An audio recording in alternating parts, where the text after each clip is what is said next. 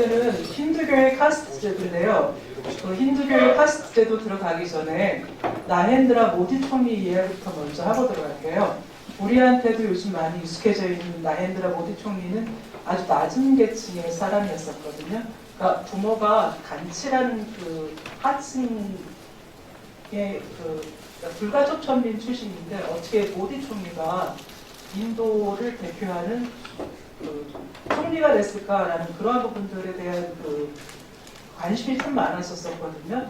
근데 최하층에서 총리가 나왔다라는 것 때문에 사람들이 이제 곧 인도에도 카스트 제도가 없어지는 것이냐라는 식으로 얘기를 많이 했었거든요. 근데 우리가 생각하는 그 카스트하고 그다음에 그 종성 제도라고 해서 바르나 시스템하고는 좀 차이점이 있거든요. 그러한 부분들에 대해서 오늘은 말씀을 드리고요. 그다음에 이 카스트가 제안하는 게 인도 사회에 있어서 많은 부분들이 있는데 정과 부정에 대한 개념들에 대한 부분들, 그다음에 가족 제도, 그다음에 우리가 좀 낯설지만 여자도 아니고 남자도 아닌 제3의 성에 대한 부분들, 그러한 존재들은 어떤 카스트에서 어떻게 대우받는가, 이러한 부분들에 대해서 한번 말씀을 드려보겠습니다. 예, 여러분들이 중고등학교 때 세계사 시간에 인도란 단어에 그게 나왔을 거예요. 거기에는 4개의 카스트 제도가 있다. 근데 이 카스트라는 단어 자체는 원래 인도에는 없는 단어고요.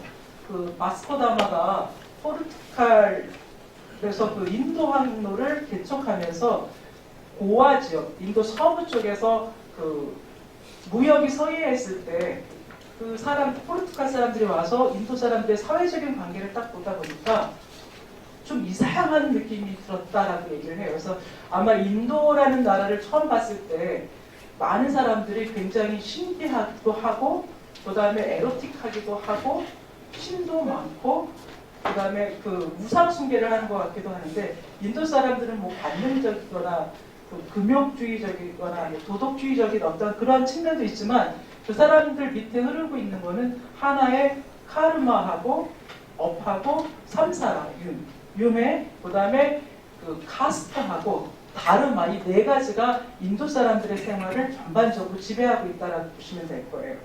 그래서 힌두교와 카스트라라는 거는 인도를 가장 잘 대표하는, 아마 여러분들도 관심이 제일 많은 부분들이 아닐까라는 생각이 드는데요.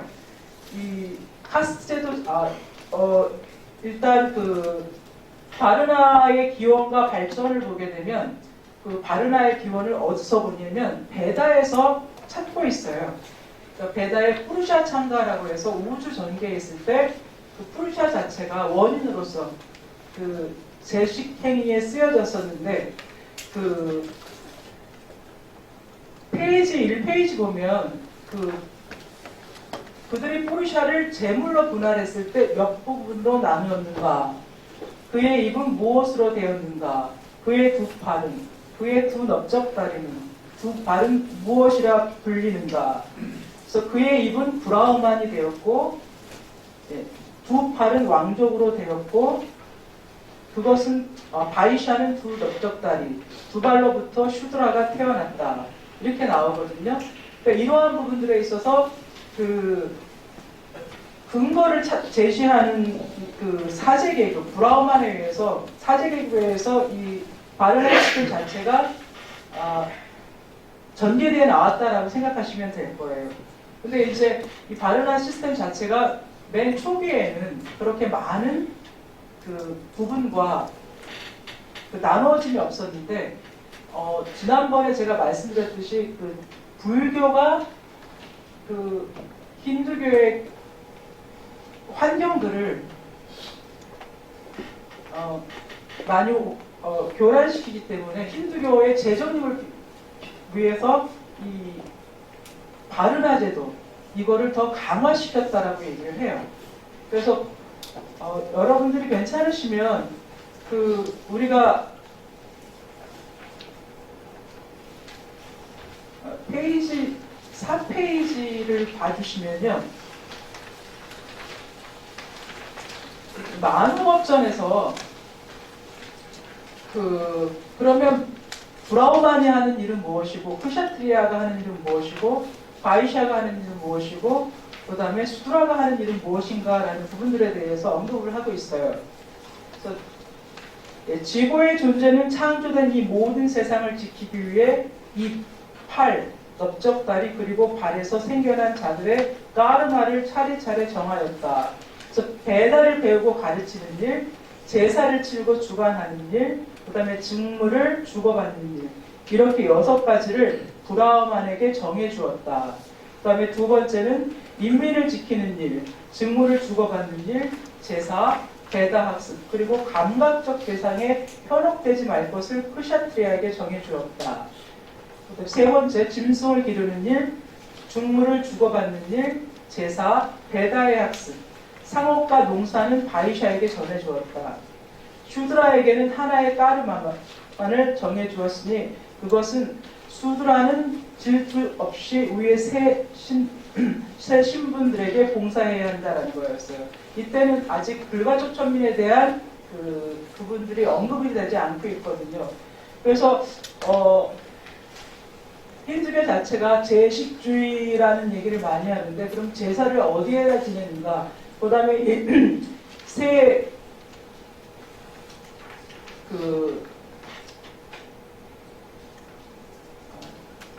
브라흐만과 크샤트리아, 바이샤한테 있어서 제사는 어떤 것인가라는 걸 한번 살펴볼게요. 신들에게 날마다 제사를 지내는 게 아니라 일단 가정에서 자신들의 조상에게 제사를 드리는 걸 가장 중요하게 생각을 하고 있거든요. 그래서 가정의 제사가 집에 있어서는 제일 먼저고, 근데 이 가정에 있어서 이 제사는 조상들뿐만이 아니라 자신들이 믿고 있는 지역 신들하고 연관이 돼 있다라고 얘기를 해요. 네. 배다 학습은 기본적으로 교육을 받을 수 있는 세 그룹인데, 이 배다 학습을 공부하는 이유 중에 하나는 드비자라고 얘기를 해요. 그러니까 이 퀘스트까지 바이샤까지는 드비자라고 얘기를 하는데, 드비자라는 단어 자체가 재생족, twice born이라는 의미로 해석이 되는데, 재생족이라는 것은 어머니의 몸으로 한 번 태어난 거하고, 그 다음에 사회적으로 일원이 되는, 우리나라 말로 하면 관원상계에서 관에 속한 그러한 부분들이라고 생각하시면 됩니다.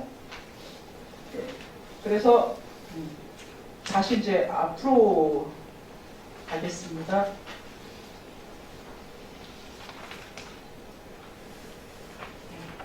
그래서 좀 전에 말씀드렸던 것처럼 이 몸의 각 부분에 대한 상징은 각각 바르나의 의례적 지위 및 그 집단의 사회적 기능과 연관이 되어 있다.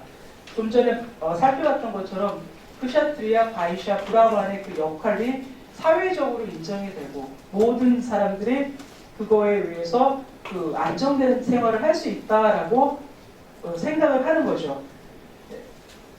예, 그런데 이 순위는 누가 매겼냐 하면은 브라흐민 자체가 매겼기 때문에 이거는 종교적인 색채가 강하다라고 얘기하는데, 인도에 있어서는 종교와 철학이 거의 분리가 되지 않고, 또 철학과 종교도 분리되지 않을 뿐만 아니라 일상적인 생활에도 많이 적용이 되거든요. 그래서 철학과 종교와 일상생활이 하나로 가는, 분리가 되지 않는 그러한 특수성을 갖고 있어요.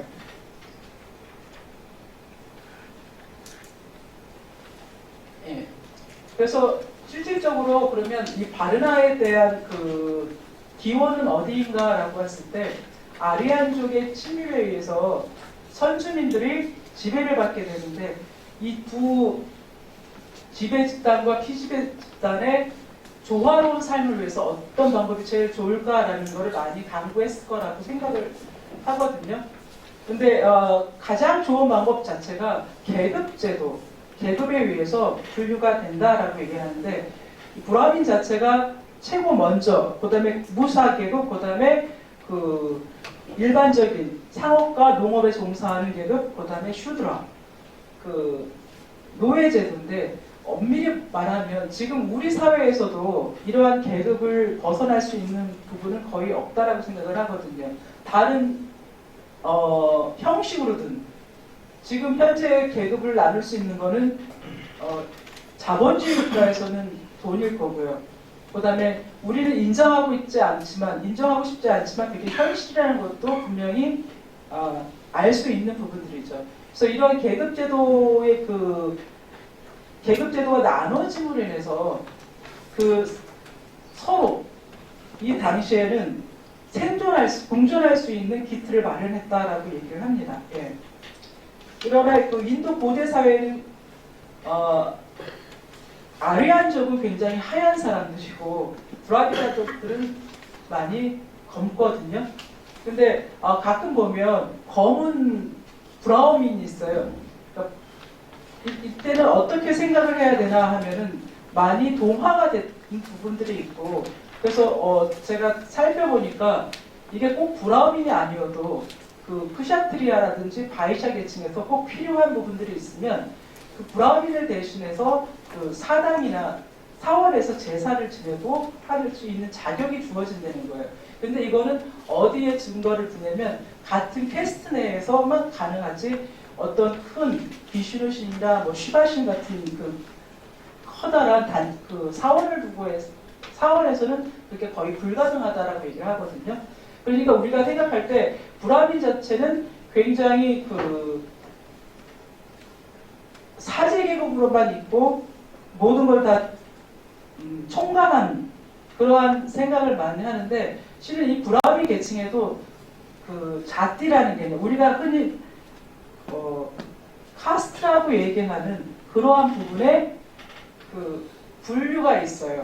그러니까 아까 네 가지의 브라우마, 크샤트리아, 바이샤, 수드라, 이거 밑에 많은 서브캐스트가 있는 거예요. 예를 들면 이 네 가지는 큰 범주에 있어서 계급을 나누는 거고요. 밑에 있는 서브캐스트 같은 경우는 브라우민 같은 경우에도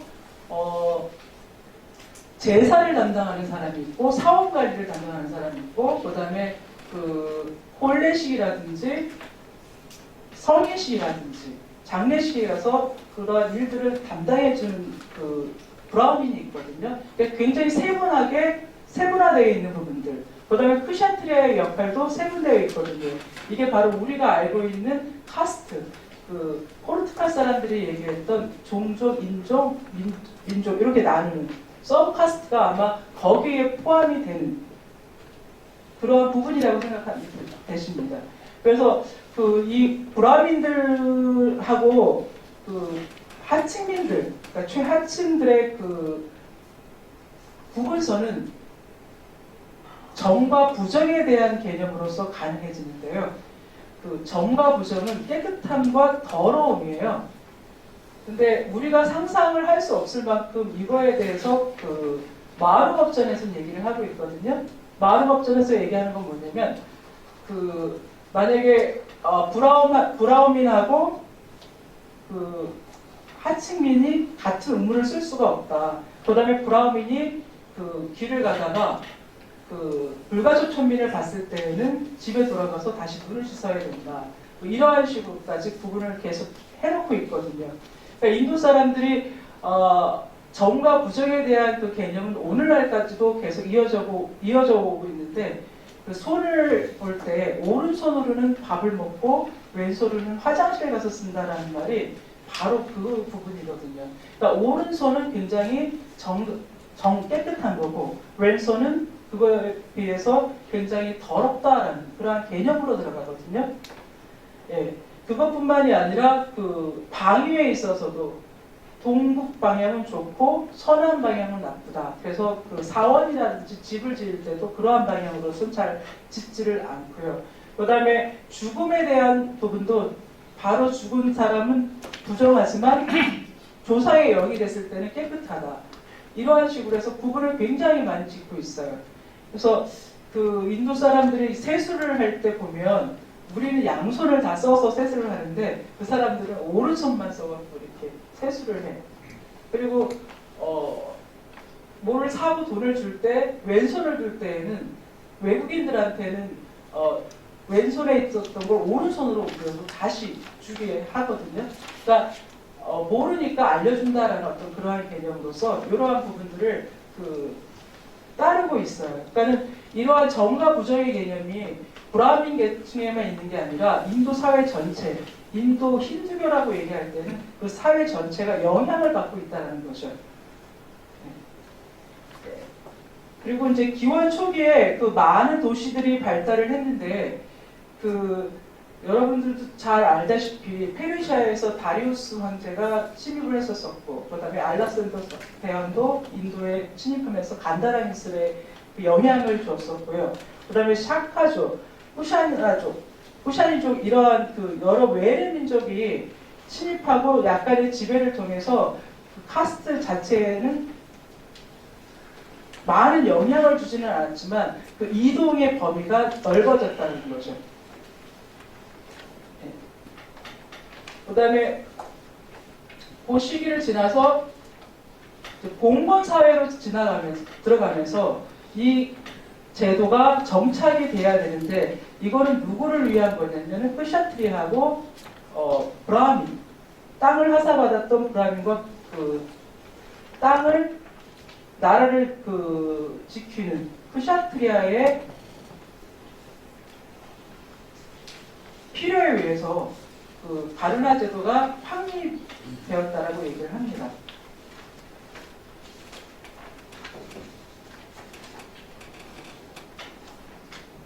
그 다음에 그 인도라는 나라는 외세 침략도 많았고 다른 이교도의 침입도 있었었거든요. 13세기에 그 무슬림의 그 침략에 있어서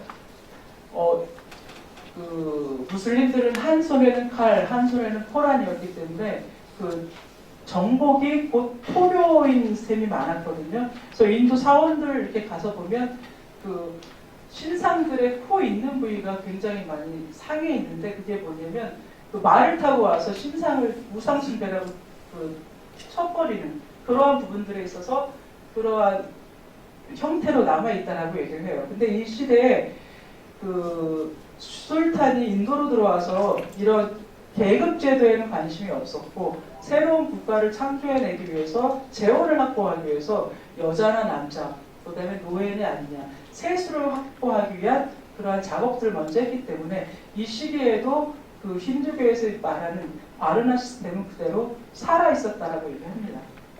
네. 그 다음에 이제 영국 지배에 놓였을 때는 또 다른 현상들이 일어나죠. 그 기독교적인 사고는 그 만민이 평등하다라는 걸 기본으로 하잖아요. 근데 인도를 딱 보면 그 이 평등은 아니죠. 계급은 뭐에 의해서 이루어지냐면 인도 사람들은 윤회에 의해서, 근데 윤회는 뭐에 의해서 아니면 까르마, 자기 업에 의해서 되는 거거든요. 예, 그러니까 이 계급 사회, 인도 사람들이 까르마와 윤회를 믿는 이유 중에 하나는 자기의 업은 자기가 누가 대신해서 풀어줄 수 있는 게 아니기 때문에 이 세상에서 열심히 살면 다음 생에 좀 더 편안하게 살 수 있는 조건들이 마련된다. 이러한 까르마 사상, 그 다음에 카스트 제도를 그래서 받아들일 수밖에 없는 순경적으로 지금 내가 굉장히 불행한 상태의 카스트에 놓여 있더라도 지금 이 삶에서 나에게 주어진 임무를 다할 경우에는 다음 생에는 좀 더 편안하고 좋은 카스트로 태어날 수 있다라는 그러한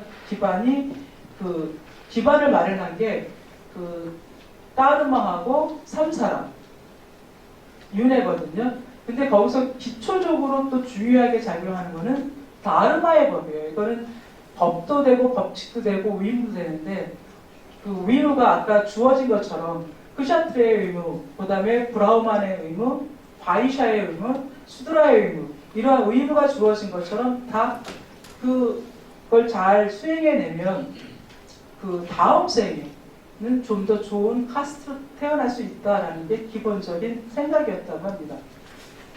근데 그래서 오늘을 사는 게 지금 이 시간에 있는 거는 어제의 내가 아니라 어제 만들어졌던 오늘이 지금의 나고 지금 내가 하고 있는 것이 미래를 향한 나예요. 그러니까 이 순간 자체가 과거도 살고 현재도 살고 미래를 살기 때문에 인도인들이 가장 즐겨 쓰는 말 중에 하나가 지금 그리고 여기 이걸 많이 쓰거든요. 그러니까 여기에서의 생활, 이 순간, 찰나에서 생활은 굉장히 중요하게 인식되고 있는 거죠.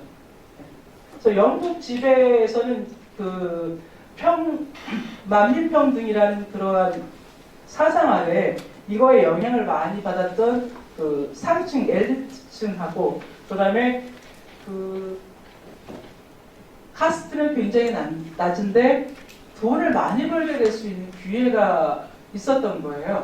예를 들면 그 제복을 만드는 사람들, 물감을 풀어서 그 염색하는 사람들, 아니면 근대 인도에서 가죽 가공이 많이 이루어졌었는데 그 가죽 가공을 통해서 돈을 벌었던 사람들이 하층 캐스트, 최하위였는데 그 사람들이 어디까지 올라가냐면 푸샤트리아까지 올라가거든요. 그러니까 바리샤 정도까지 올라가서 그 자기네들의 어떤 수평이 아니라 수직 이동을 꿈꾸면 괜찮은데 이제 그까지 올라가면서 이 사람들의 그 자본이 현재까지도 푸샤트리아에 대한 일정으로 오기 때문에 정치 쪽으로 많이 돈이 쏠리고 있다라고 얘기를 해요.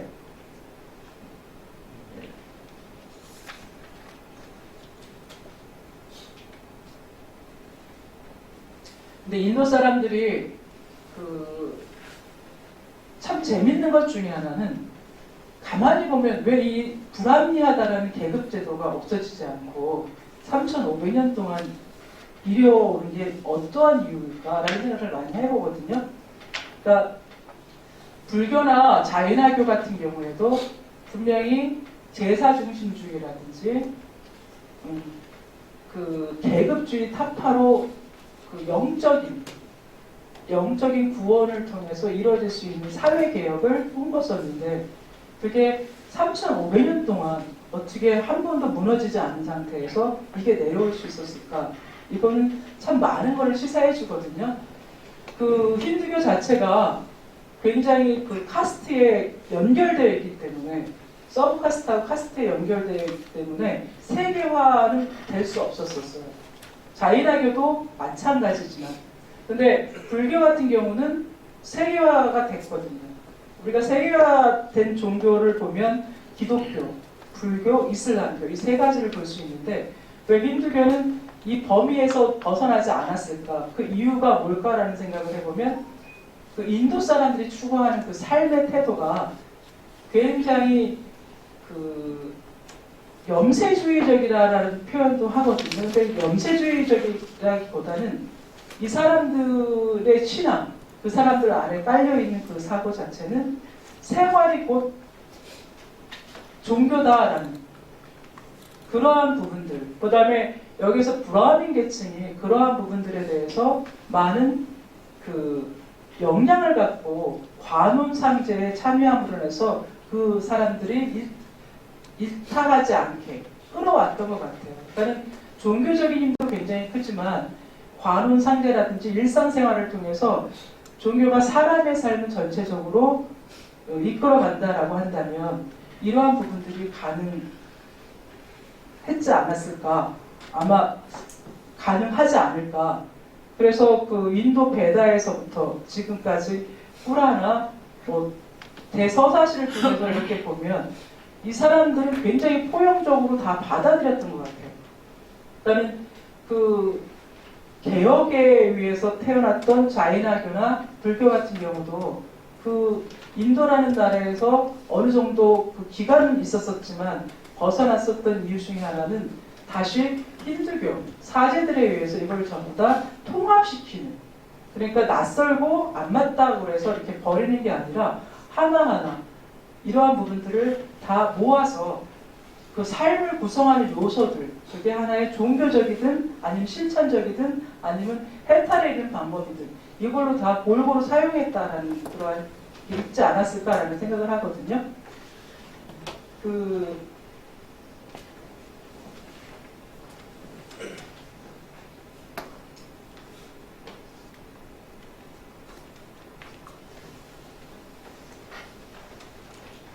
그러한 측면에서 볼 때 그 힌두교의 가장 특징 중에 하나는 모든 걸 다 수용한다.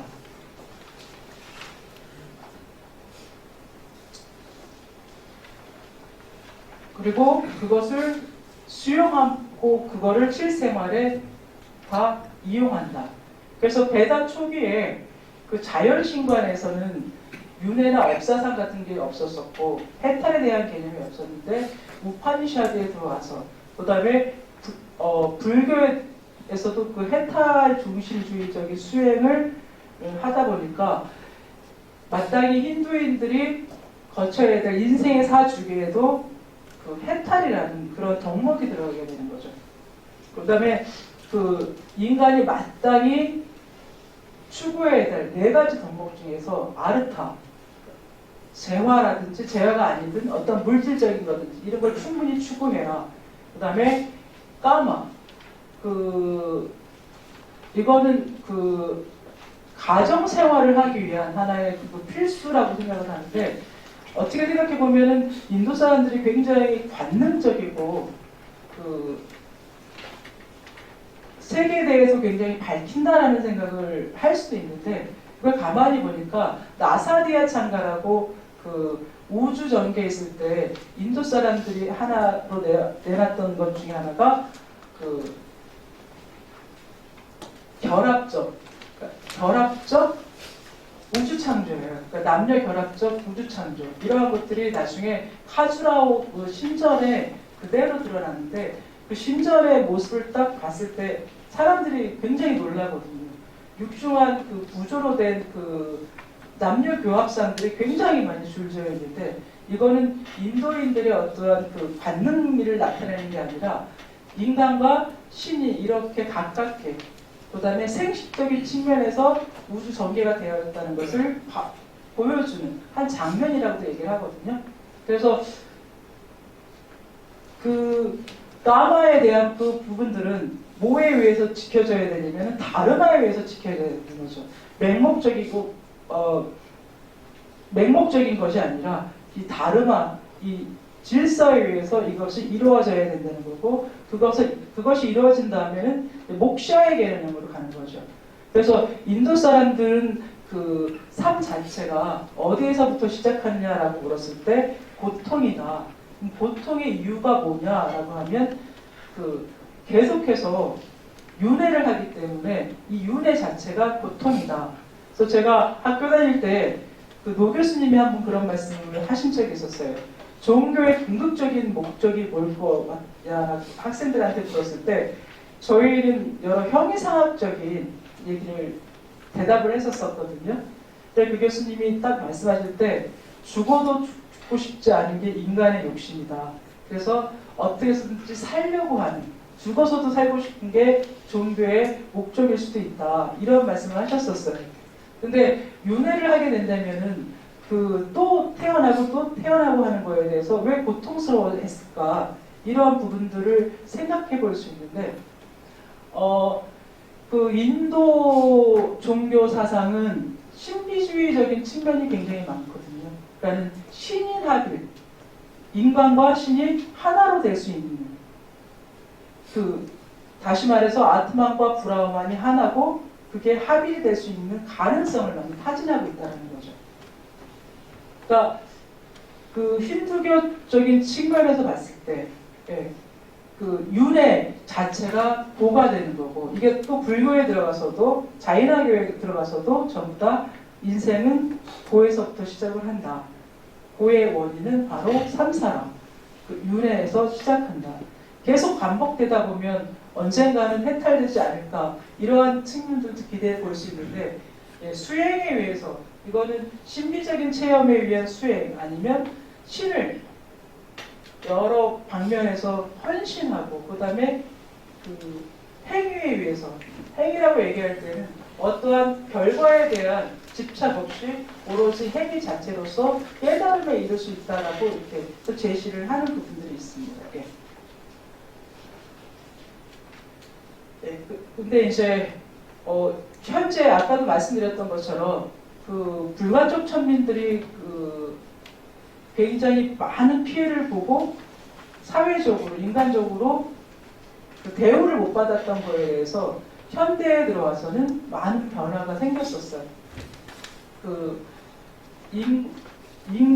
보통 지금 13억 정도라고 하는데 그 슈드라와 그 불가촉 천민의 숫자는 거의 한 3, 4억 정도가 된다고 얘기를 하거든요. 근데 이 사람들을 위해서 그 전에 취하지 않았던 교육, 그 다음에 지정 카스트라고 해서 그 사람들을 위한 교육이라든지 일할 수 있는 기회를 더 많이 주는 경우가 생겼어요. 뭐냐면 만약 공무원을 10명을 뽑는다 그러면 5명은 지정 캐스트, 이 불가촉 천민에서 올라가야 되는 거고, 이게 교육계에도 역시 마찬가지고 학교에서도 역시 마찬가지로 이러한 일들이 계속 일어났거든요. 근데 이제 이러한 문제는 뭐냐면 준비되어 있지 않은 그 불가촉 천민들의 그 수준이 다른 상층 카스트하고 부딪히는 거예요. 뭐냐면 그 좋은 교육과 좋은 환경에서 자란 많은 또 인도의 훌륭한 사람들이 이 사람들하고 경쟁을 하는 거죠. 자기네들끼리 경쟁을 하게 되는 거예요. 그러니까 인도에서 우스갯소리로 그 미국으로 어떠한 학생이 유학을 갔는데 어떻게 여기까지 왔니? 그랬더니 인도에서 학교 떨어져서 MIT로 왔다 뭐 이런 식으로 우스갯소리를 했다라고 얘기를 하거든요. 그러니까 인재들이 밖으로 유출되는 현상이 일어나고 대학 내에서도 그 사람들 먼저 채용을 해야 되기 때문에 이거는 정부에서 할당제로 이루어지는 거기 때문에 거부할 수 있는 부분들이 아니거든요. 그래서 이러한 식으로 해서 어떠한 그 인도 전체적인 수준이 좀 떨어진다. 근데 이 사람들이 그 달리트라든지 하리잔으로서 그 낮게 취급받았고 존재감 없었던 부분들이 이제 그걸 보상해준다는 차원에서 이러한 사회적인 운동이 일어나는데 여기에 여러 가지 그 힘을 보탰던 사람들 중에 하나가 암베르카르라는 그 법무장관이 있었어요.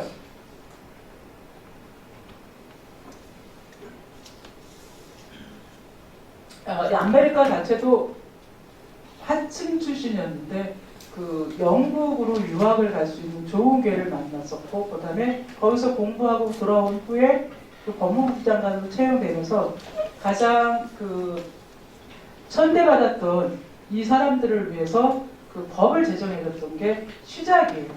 그러니까 오늘날 모디 총리가 나올 수 있게끔 그 밑바탕을 닦아줬던 사람이 엄밀하게 얘기한다면 이러한 식으로 그 낮은 계층을 위해서 열심히 일을 했던 사람들의 덕분이 아닐까 이러한 생각을 해봐요.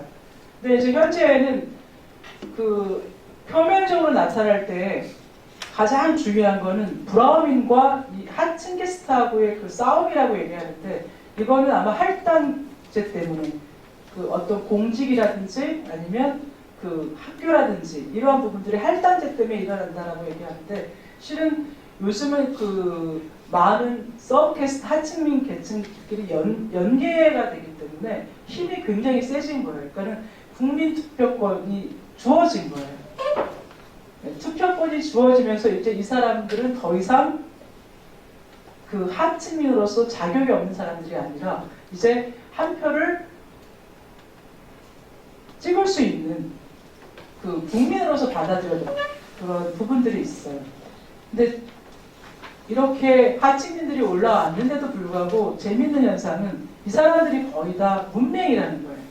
그래서 그 선거를 할 때 포스터에 그 사람들이 찍을 수 있는 그림이 그려져 있는데 어떤 당은 선풍기가 그려져 있고 어떤 당은 손바닥이 그려져 있고 어떤 당은 연꽃이 그려져 있고 뭐 이러거든요.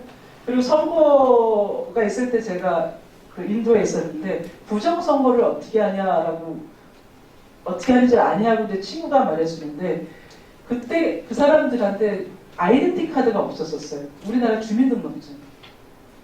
저기 서류에는 있는데 이거를 이 사람이 이 사람이다라고 비교해줄 수 있는 이 아이덴티 카드가 없어서 그 내가 그 사람이다라고 해서 찍으면 된다라고 얘기를 하는데 내가 이 사람이 그 투표를 했다라는 표시는 여기 오른손 엄지손톱 밑에 까만 점을 하나 찍어준대요. 근데 그거를 찍기 전에 여기에다가 그 바세린이라든지 이런 거를 붙이고 가서 찍으면 이게 바로 스며들지 않고 계속 찍을 수 있는. 그러니까 그 그 인간의 존재로서 그 어느 정도의 그 투표권도 행사할 수 있는데 결국은 또 그 지배계층에 의해서 묵락당하는 어떤 그러한 부분들이 진행이 되는 그러한 상황이에요. 그러니까 인도의 문맹률은 굉장히 높아요. 그래서 그 이런 카스트 그 하리잔이라든지 달리트라고 얘기하는 이런 사람들이 자식들에 대한 공부 이러한 부분들에 대해서도 이제는 많이 생각이 달라져서 그 열심히 시키고자 노력을 해요. 전에는 어떻게 얘기했냐면 국가에서 얘를 학교를 보내라. 그리고 학교를 보내면 얘한테 얼마를 준다. 그러니까 한 끼가 소중한 사람들은 자식이 한 끼를 벌어올 수 있다는 생각에 학교를 보냈어야 되는데 선생님하고 학부모형하고 같이 입을 맞춰서 학교는 안 보내고 돈만 왔다 갔다 하는 그런 상황들도 벌어졌다라고 얘기하거든요. 근데 이제 모디 총리는 이런 환경 속에서 자랐던 사람이라 그러니까 클린 인디아라든지 뭐 이런 식으로 해서 인도 전반적인 그런 부조리하고 부정적인 그런 측면들을 깨끗하게 그 정리해 나간다는 그 측면에서 낮은 캐스트 사람들한테 굉장히 인기가 많다라고 얘기하고 있습니다.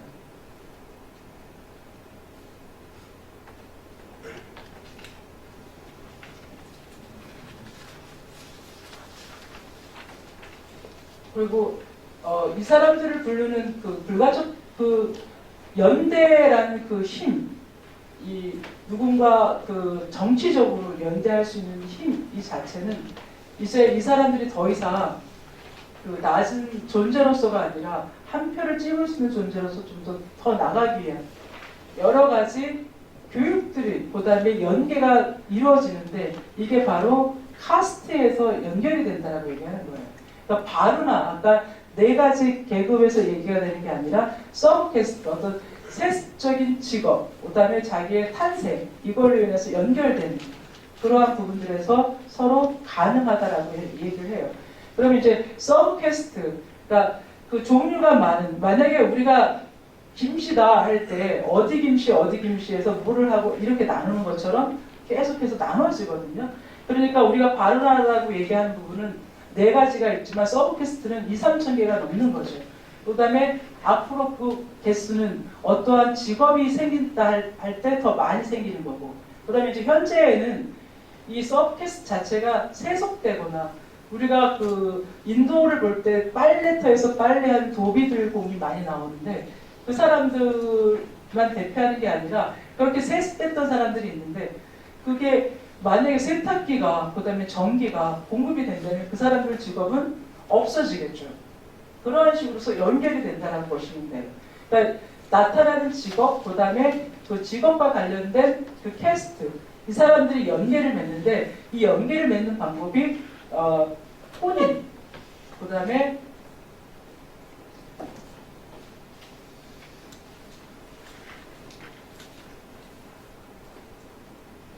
일단은 그 혼인에 의해서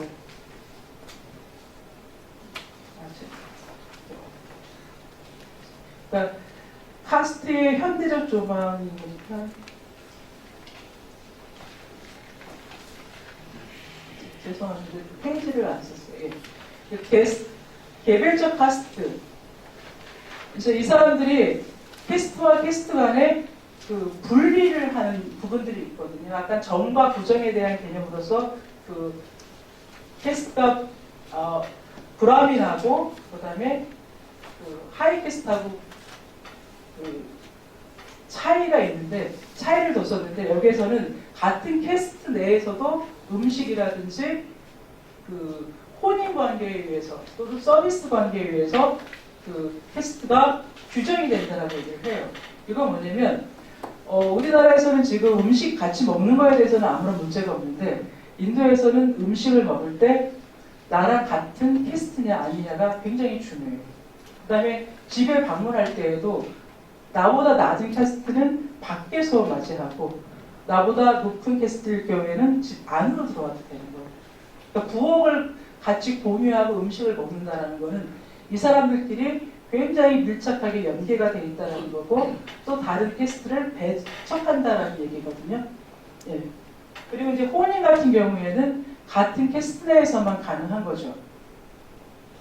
그러니까 그 넓은 범주에서 네 카스트와 그다음에 뭐 김씨, 이씨로 나눠지는 여러 가지 서 캐스트가 나오는데 그 종내혼이라고 얘기를 하거든요. 그래서 아버지한테는 5촌, 그다음에 엄마한테는 3촌까지 해갖고 그 종내혼이 이루어지는 거예요.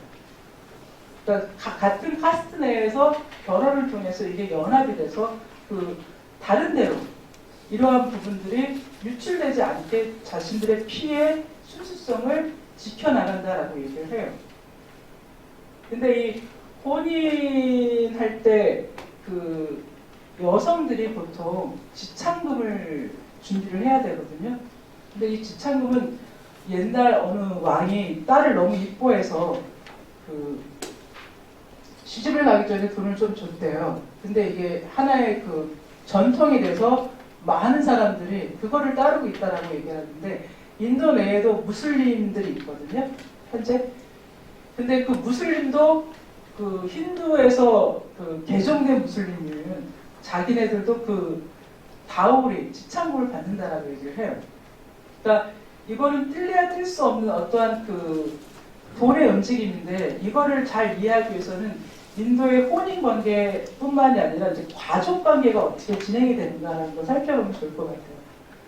뭐냐면 인도의 가족 관계는 맨 처음에 부계 중심주의적인 혈통으로 연결이 되고 두 번째는 확대 가족이라고 해서 그 형제들하고 부모가 다 같이 살아요. 그래서 한 가정 내에 2대, 3대가 같이 살고 근데 이제 연합가족이라고 해서 이 사람들이 공동으로 돈을 관리하고 공동으로 재산을 관리하고 공동으로 같이 사는 거예요. 그래서 그 좀 이상한 것 중에 하나는 여기 인도 그 커다란 그 집에 가보면 방이 보통 2개, 뭐 3개밖에 없어요. 그러니까 이렇게 많은 식구들이 살면 뭐 방이 좀 많을 텐데 왜 이렇게 방이 없지라고 물어보니까 여자는 여자끼리 결혼한 사람들, 남자는 남자끼리 이렇게 잠을 잔다라고 얘기를 해요. 그러니까 그 결혼을 통해서 그 아이를 낳을 때 어떠한 문제가 있나라는 걸 물어봤더니 심각한 문제가 많은 거예요. 서로 갈등이 많은 거예요. 근데 왜 나가지 않느냐 뭐 이렇게 얘기를 하면 이게 원래 룰이라는 거예요. 그래서 나중에 제가 그 친구 결혼식 때 한 번 집에 갔는데 그 엄마가 아버지를 좀 일찍 여의셨어요. 이 친구의 결혼식을 하는데 결혼식장에 엄마가 못 들어가는 거예요. 그래서 어쩐 일이냐고 물어봤더니 이게 힌두 카스트 룰이래요. 그러니까 과부는 부정하기 때문에 딸의 결혼식을 들어갈 수가 없다. 그래서 그러면 누가 대신 들어가느냐 물었더니 작은 엄마와 작은 아버지는 들어갈 수 있대요. 그러니까 이게 확대 가족하고 연합 가족에서 오는 그 공동의 그러한 가족 형성을 통해서 그 카스트 자체를 굉장히 그 배타적인 인도에서 다른 그 카스트와 배타적인 부분을 만들고 그다음에 이 다우리 시스템 자체의 지참금은 다른 사람들, 다른 카스트에 돈이 가는 거를 막기 위한 하나의 장치라고 얘기를 해요. 그래서 우리나라에는 지참금 제도는 없는데 그 다른 나라 친구들이 이렇게 얘기를 하는 거 보면 니네도 지참금 제도가 있지 않냐? 남자는 집을 해오고 여자는 살림을 해가는 거 지참금 제도지 않냐 이렇게 얘기하는데 그걸 듣고 있었던 그 인도 친구가 하는 소리는 그게 아니더라고요. 지참금을 개인한테 주는 게 아니라 이거는 가족 공동의 재산으로 들어가는 거예요. 그래서 그걸 위해서 운영이 되는 거죠.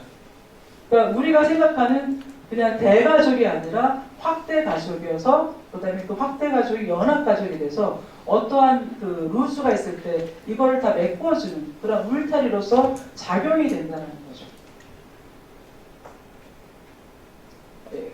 그리고 이제 이 음식 같은 경우는 브라민 계층들 같은 경우는 채식주의자가 많을 거라고 생각을 하시죠. 근데 이것도 그 사람들의 그 희망사항을 그 사람들이 따르고 있는 거고 브라민이 아닌데 브라우민의 삶을 추구하는 사람들이 있어요. 그러니까 인도에서 이 계급 제도가 없어지지 않는 이유 중에 하나가 이 사람들의 그 심층에는 사냥으로 가고 싶은 브라운민 같은 삶을 살고 싶은 욕구가 훨씬 많구나. 이거를 파괴해서 없애서 폐기하는 게 아니라 나의 삶을 좀 더 종교적인 삶으로 승화시킬 수 있는 그 기회가 브라민 쪽으로 상층해 가는 거다. 그래서 브라민 삶을 거의 비슷하게 따라서 사는 카스트가 있어요. 거기를 링가야트라고 얘기를 하거든요. 거기는 벼라를 먹는데도 부모한테 물어보고 먹어도 돼요 하고 물어보고, 그다음에 우유를 먹는데도 우유는 이제 소한테 나오는 건데 이것도 육식으로 보느냐고 채식으로 보느냐고 이런 식으로 해서 그것까지 다 따지면서 먹고 해요. 근데 이제 채식과 그다음에 채식이 아닌 육식, 이 차이가 인도 사람들의 계급을 나누는데 굉장히 중요한 역할을 하지만 뭐냐면 결혼식장에 많은 손님들을 초대할 수 있잖아요. 근데 많은 손님들이 다 같이 음식을 먹으려면 음식을 만들어주는 사람의 계급이 높아야 되는 거예요.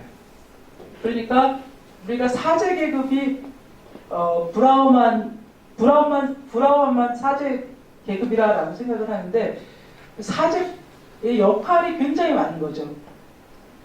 서브적으로 이렇게 나누어져서. 그래서 결혼식장에 가갖고 밥을 해주는 그런 브라우민이 있어요.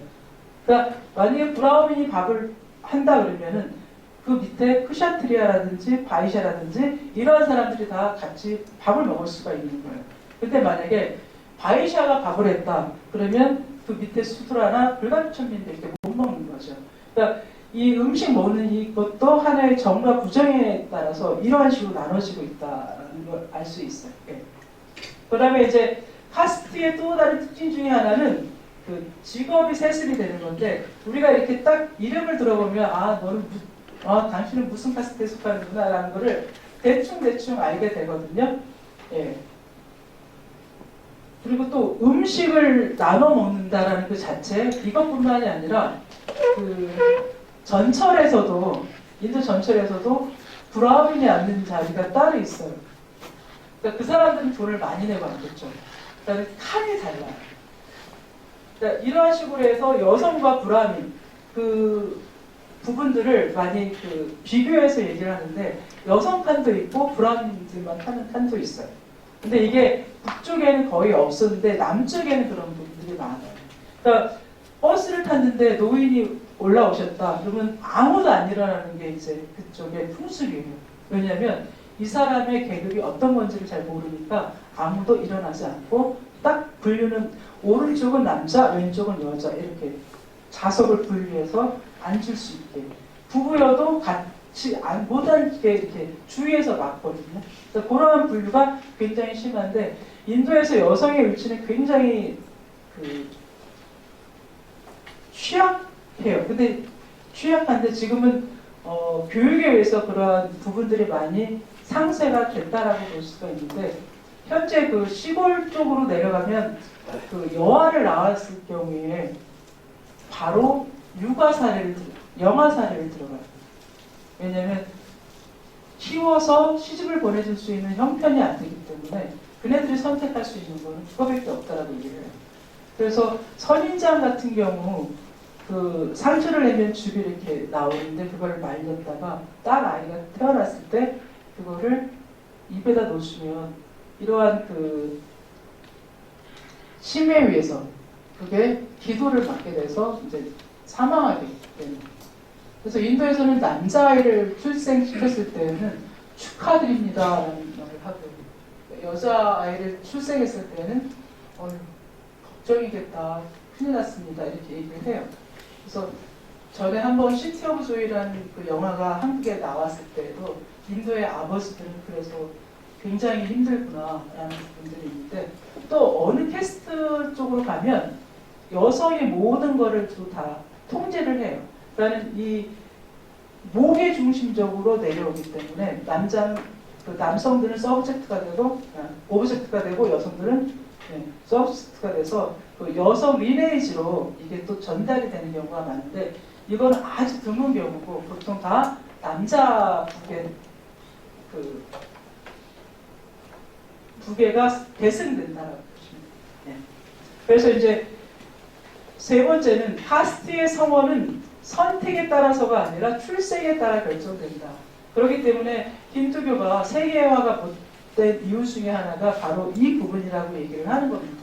그러니까 가족적인 이 인도 내에서 인도적인 그 분례에 있었다라는 거고요. 그래서 마찬가지로 힌두가 된다는 것은 계종이나 다른 수단으로 가능한 것이 아니라 어느 한 가지 카스트에 소속되어야 한다는 걸 의미하죠. 그 다음에 이제 카스트의 이동, 아까 그 가죽 다루는 업자가 그 최하층에서 크샤트리아로 올라갔을 때 이 사람이 하는 건 뭐냐면 자기하고 본래 그 알던 그 사람들하고 다 같이 개종을 하는 거예요. 다 같이 수직 상승을 하는 거죠. 그러니까 그 전에 연결되어 왔던 그런 사람들하고는 다 관계가 하나씩 끊어지는 거예요. 그래서 올라가면서 다른 그 상태에 있었던 관계들은 다 끊어내는. 그래서 얻어진 그렇게 그 변화를 추구를 해요. 예. 그래서 그 인도에서 그 카스트, 아까도 말씀드렸던 것처럼 모디 총리 같은 경우를 예를 들면 어떤 교육이라든지 사람들이 능력이 없었던 게 아니라 어떤 환경이 조성되어 있지 않고 또 정체에 대해서 아니면 자신에 대해서 존재감이 부족했던 것이 이제는 많이 달라지고 있지 않을까. 근데 이제 아까도 제가 말씀드리고 싶었던 것 중에 하나는 이러한 그 불가족 천민에 또 하나 들어가는 그 계층이 있어요. 뭐냐면 이거는 그 여자도 아니고 남자도 아니고 양성을 동시에 갖고 태어난 그 사람들이 인도에는 의외로 많아요. 그러니까 저도 굉장히 놀랐던 게 버스를 타고 가는데 수염난 어떤 남자가 사리를 입고 머리는 길고 여기에는 그 꿍꿍이라고 빈들을 찍고 손에 이렇게 동전을 툭툭툭 치면서 오는데 아무도 거부를 안 하고 거기다 다 돈을 넣더라고요. 손 위에다가. 그래서 이게 뭐지? 이제 봤더니 그 사람들은 그 태어날 때 그 양성을 다 갖고 태어나는 거예요. 그래서 그 어느 시기가 돼서 2차 성징이 나오면 그 남군을 자신의 그 커뮤니티에서 모시는 신에게 바치면서 그 생활을 이어나가거든요. 근데 만약에 이러한 그 인도에서 하층민이라는 그 캐스트로 존재를 하지만 그렇게 생활할 수 있는 길이 열려 있는 건 뭐냐면 이 사람들이 그 경제 활동을 하는 거는 이 구걸, 그다음에 그 결혼식장이라든지 아니면 아기 돌 있는 집들을 이렇게 다니면서 알아내서 그 집에 가서 피로연을 해주는 거예요.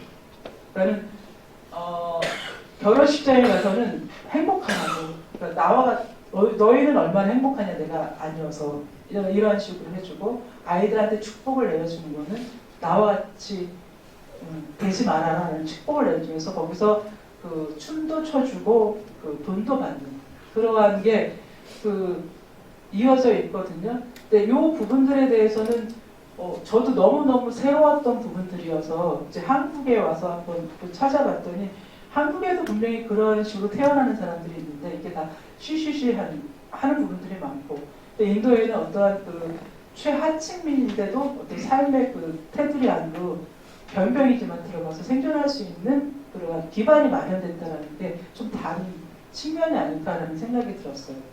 그래서 그 사람들을 히스라라고 얘기를 하거든요.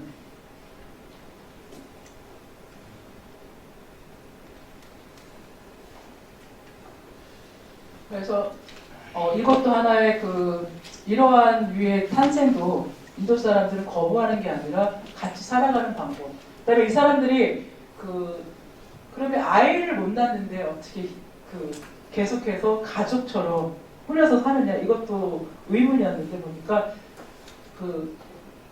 이렇게 결혼식이라든지 돌집에 이렇게 다니다 보면 엄마들이 자식에 대한 징후를 아는 사람들이 있대요. 그러면 그 사람들을 딸려서 같이 보내주는 거죠.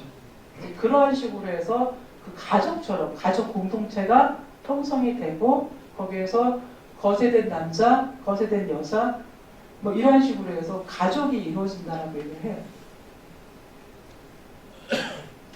그래서 이제 현대 카스트의 조망 같은 경우를 보면 물론 우리나라 저는 이걸 준비하면서 다시 한번 생각해 봤던 게 불과 100여 년 전만 해도 우리도 이거 못지않은 상황에 놓이지 않았나.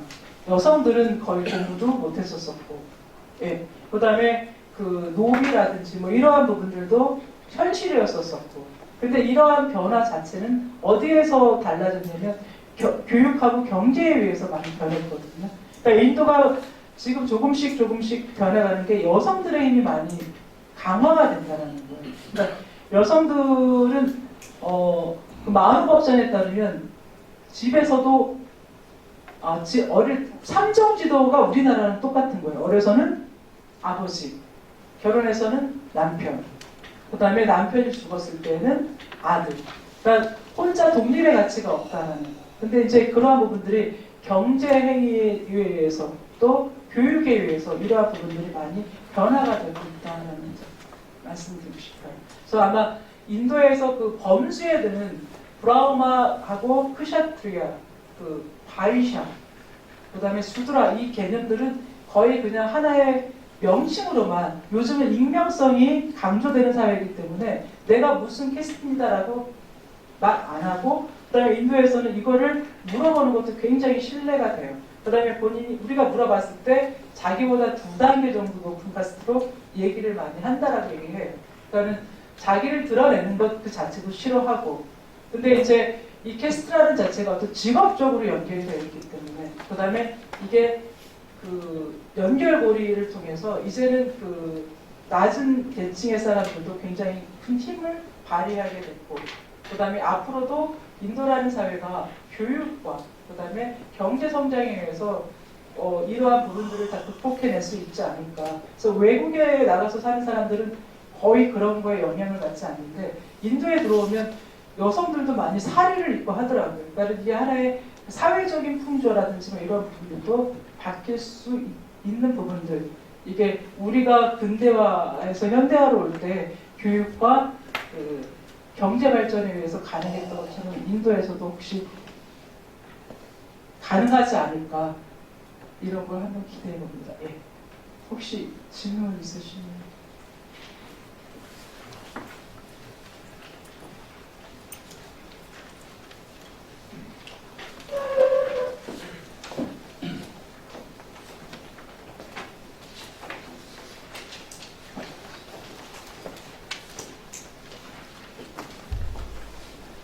오늘 강의 들어보니까 뭐 힌두교라는 게 완전히 문화로서의 종교네요.